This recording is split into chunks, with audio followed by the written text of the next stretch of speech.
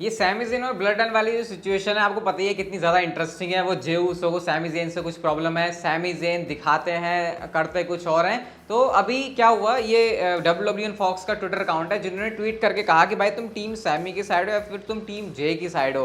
तो इस पर सैमी ज़ेन को लगा कि ये क्या बातें बोल रहे हैं, हम ब्लड लाइन तो एक ही हैं। तो उन्होंने क्या रिप्लाई किया, आप सैमी ज़ेन का ट्वीट देख सकते हो। वो कह रहे हैं कि भाई क्या कर रहे हो तुम, टेक दिस डाउन। हमारे बीच में सिचुएशन है वो भी थोड़ी सी ऐसी मैसी है, लेकिन हम यूनाइटेड हैं। Stop trying to create a divide, मतलब कि तुम लोग हमारे बीच में से डिवाइड लाने की, बंटवारा करने की कोशिश ना करो, हम लोग ब्लड लाइन का ही पार्ट है। और ये चीज़ देख के मुझे और ज़्यादा हंसी आ रही है कि पता सबको है कि क्या सिचुएशन है सैमी ज़ेन की ब्लड लाइन के साथ में। इवन सैमी ज़ेन भी जानते हैं कि सब लोग जानते हैं, लेकिन वो ऐसा दिखाने की कोशिश कर रहे हैं क्योंकि आपको पता है उनका जो कैरेक्टर है वो भी कुछ ऐसा ही चल रहा है। तो अगेन मैं तो उसी टाइम का वेट कर रहा हूँ जब कुछ और मेजर चीज़ होती है इनके बीच में। वो वाला सेगमेंट मैंने बहुत एंजॉय किया था जब रोमन रेंस ने दी ऑनररी ऊस वाली उनको टी शर्ट दी थी। वैसे मैं चाहता हूँ कि वाला जो ग्रुप है वो लंबा चले और जो इसकी एंडिंग है वो परफेक्ट तरीके से होनी चाहिए, वरना दिल टूट जाएगा मेरा। लेकिन सैमी ज़ेन तो भाई स्टोरी लाइन को अलग ही लेवल पे लेके जा रहे हैं। नेक्स्ट गाइस हम लोग बात करते हैं रैंडी ओर्टन और वो 2K का जो पूरा केस वगैरह चल रहा था कैथरीन अलेक्जेंडर के साथ में, जो टैटू आर्टिस्ट है उनको प्रॉब्लम थी, उनके वो जो आर्ट्स हैं उसको यूज़ किया गया। तो बहुत टाइम से केस चल रहा है, मतलब 2-3 से तो ज़्यादा साल इसको हो चुके हैं और ज्यूरी ने जो है इसके ऊपर अपना वर्डिक्ट दे दिया है और जो डिसीजन है वो WWE वालों के फेवर में नहीं गया है। कैथरीन अलेक्जेंडर ने जो है इस वाले केस को जीत दिया है। अभी ये नहीं पता कि इसके लिए अब उनको WWE को क्या क्या चीज़ें उनको चुकानी पड़ेंगे, 2K वालों को क्या क्या चुकाना पड़ेगा, कि कैसे, मतलब ऑब्वियसली आपको पता है जब केस हारना जीतना होता है तो फिर काफ़ी ज़्यादा जो है ना डिफेंडेंट को वो ऐसे वो अपनी बातें करता है, देता है। तो अब ये भी नहीं पता कि क्या WWE इसके अगेंस्ट में कुछ अपील कर रही है फिर क्या है, बट हाँ केस वगैरह तो वो हार गए। इवन रैंडी ओर्टन भी जो है इसका पार्ट बने थे जब वो ट्रायल वगैरह हो रहे थे, शायद उनको भी जो है केस वगैरह ऐसे कोर्ट में जाके अपना ऐसे जो भी है चीज़ें देनी पड़ी थी। लेकिन फिलहाल जो विक्ट्री है वो WWE के हाथ में नहीं, लेकिन कैथरीन अलेक्जेंडर के हाथ में गई है। कुछ ये नहीं कह सकते कि गलत हुआ है फिर सही हुआ, क्योंकि ऑब्वियसली जो कोर्ट है वही हमेशा सही फैसला सुनाता है, ऐसा हम मानते हैं, ऐसा हमको बिलीव करना चाहिए। तो यही है सिचुएशन। अब WWE के फेवर में ये चीज़ नहीं गई। हालांकि रैंडी ओर्टन मुझे लगता नहीं कि इस चीज़ से कोई फर्क पड़ने वाला है, एंड वही चीज़ हम लोगों के लिए ज़्यादा मैटर करती है। WWE वालों के साथ तो मतलब ऐसा होता ही रहता है काफ़ी सारे सीन। नेक्स्ट गाइस हम लोग बात करते हैं सेथ रॉलिंस के बारे में। और सेथ रॉलिंस ने बताया कि आपको याद होगा कुछ टाइम पहले मंडे नाइट रॉ के एपिसोड में एक फैन आके अटैक करने लग जाता है सेथ रॉलिंस के ऊपर, उनके ऊपर वो चढ़ गया था। तो एरियल हिलवानी वीटी स्पोर्ट के उनके साथ इंटरव्यू में जब उनसे पूछा ये क्या हुआ था तुम्हारे साथ, तो उन्होंने कहा मुझे तो कुछ समझ नहीं आया कि ये हुआ क्या। अचानक से एक फैन आया और मैं देख रहा हूँ कि उसने जो है मेरे बाल पकड़े हुए हैं और सब लोग जितना जैसे मुझे रियलाइज हुआ कि मेरे साथ हो क्या रहा है, मैंने सिर्फ ये चीज़ नोटिस की कि मुझे मेरे वो बाल पकड़ के मेरे साथ कुछ करना चाह रहा है और जो सारे के सारे लोग हैं वो उसको खींच रहे हैं। अब मैं सिर्फ ये करना चाह रहा था कि मैं जो है उसके हेड को पकड़ के उसको कंट्रोल कर सकूँ, क्योंकि अगर वो ऐसी कोई पोजीशन में ही नहीं आता कि वो मेरे को हार्म पहुंचा सके तो फिर मेरे को कोई दिक्कत वाली बात है नहीं। लेकिन सेथ रॉलिंस ने कहा कि इससे पहले कि कुछ ऐसा होता वो फैन को साइड कर दिया था, और ऐसा ये बहुत ही मैं कहूँगा एम्बैरेसिंग भी है। सेथ रॉलिंस ने इस चीज़ को काफ़ी ज़्यादा सही तरीके से लिया। मतलब कोई और होता तो वो शायद ऐसे भी कह सकता था कि मेरे साथ ऐसे हो गया वैसे हो गया, लेकिन शायद क्योंकि WWE यूनिवर्स उनको प्यार है तो उसकी वजह से ऐसा वो है। कहते हैं ना कि इतनी सारी मछली में एक मछली होती है वो तालाब को ख़राब कर देती है, वैसी वाली सिचुएशन होती है। हालांकि सेथ रॉलिंस ने वैसा होने नहीं दिया, क्योंकि वो कह सकते थे काफ़ी सारी बातें, लेकिन उन्होंने इस चीज़ को फिर भी पॉजिटिव वे में लिया कि चलो ठीक है हो जाता है। लेकिन अभी सेथ रॉलिंस और रोमन रेंस के बारे में ऐसी बातें यहाँ पर सेथ रॉलिंस ने कोई चीज़ को पॉजिटिवली नहीं लिया है। अभी उसके बारे में थोड़ी देर में बात करेंगे। लेकिन कल की मंडे नाइट रॉ में काफ़ी सारी इंटरेस्टिंग चीज़ें होंगी। अभी आपको बता दूं, देखो बेली और बियांका प्लेयर का तो एक सिट डाउन जो है कॉन्ट्रैक्ट साइनिंग होने वाली है एक्सट्रीम रूल्स के लिए, जिनका मैच ऑफिशियल है उसको और ऑफिशियल कर देंगे ये।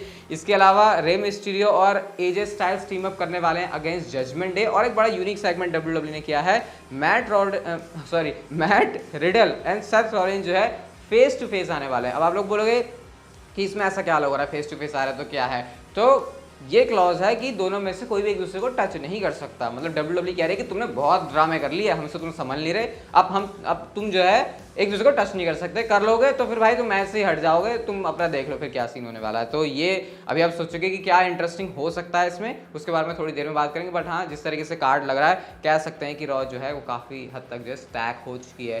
पेज ने सराया ने एक बड़ी ही दिल तोड़ने वाली, आप कह सकते हो बड़ी इमोशनल सी चीज़ बताई, और उन्होंने कहा कि उनको जो अंकल हैं वो बॉक्सिंग मैच करते करते ही मतलब वो जो है इस दुनिया से चले गए। हुआ क्या, वो एक चैरिटी के लिए मैच कर रहे थे, मनी रेस करने के लिए, कैंसर ट्रीटमेंट के लिए, एक छोटी सी बच्ची के लिए, लेकिन उनके साथ ही जो है काफ़ी ज़्यादा अनफॉर्चुनेट चीज़ हुई, और इस बात को पेज ने जो है अपने ट्विटर अकाउंट के ऊपर भी शेयर किया है। वैसे यहाँ पर ज़्यादा बताने के लिए कुछ है नहीं, लेकिन आप लोग इनको देख सकते हो, पेज ने इनकी फ़ोटो डाली है, तो यही है पेज के अंकल।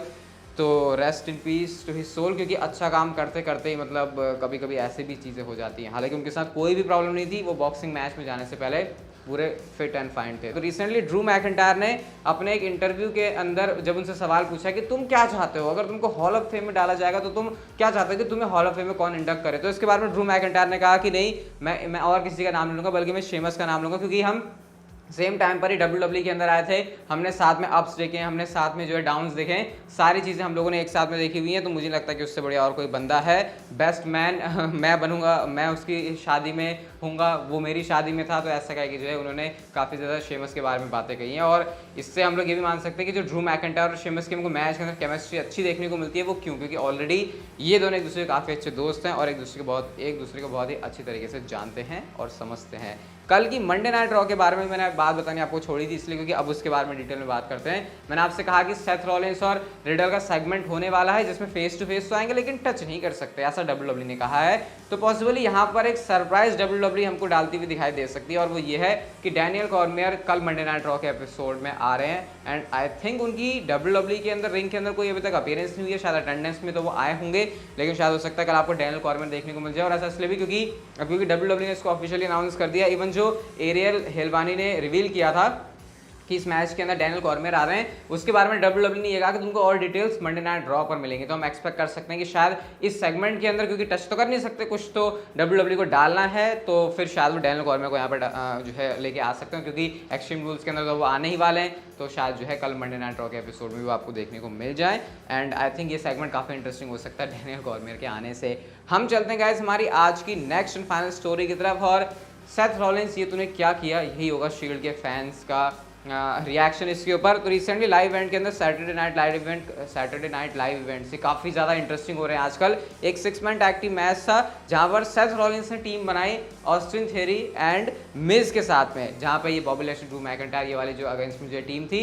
अब इस मैच में एक ऐसा मूवमेंट आता है जब सेथ रॉलिंस ने ऑस्टिन थ्योरी एंड मिज के साथ में शील्ड वाला फेस पे बनाया, जैसे कि आप लोग इस पिक्चर के अंदर भी देख सकते हो। इवन गाइज यहाँ पर सेथ रॉलिंस ने रोमन रेंज को मॉक भी किया एग्जैक्टली उसी वे में, जैसे आपको याद होगा अपॉन रहता था, इधर होते थे डीन एम्ब्रोस, इधर होते थे सेथ रॉलिंस, और सामने से जो है रोमन रेंज अपने स्पीयर के लिए वो जो करते हैं अभी भी, वैसे पहले ज़्यादा करते थे, तो वैसे करके वो जो स्पीयर की बिल्कुल तैयारी कर रहे होते हैं, वैसा ही सेथ रॉलिंस ने भी किया है। हालांकि आई थिंक ये होने नहीं दिया गया, उनको रोक लिया बीच में, लेकिन उन्होंने रोमन रेंज को ही मॉक कर दिया और साथ में जो है ऐसे शील्ड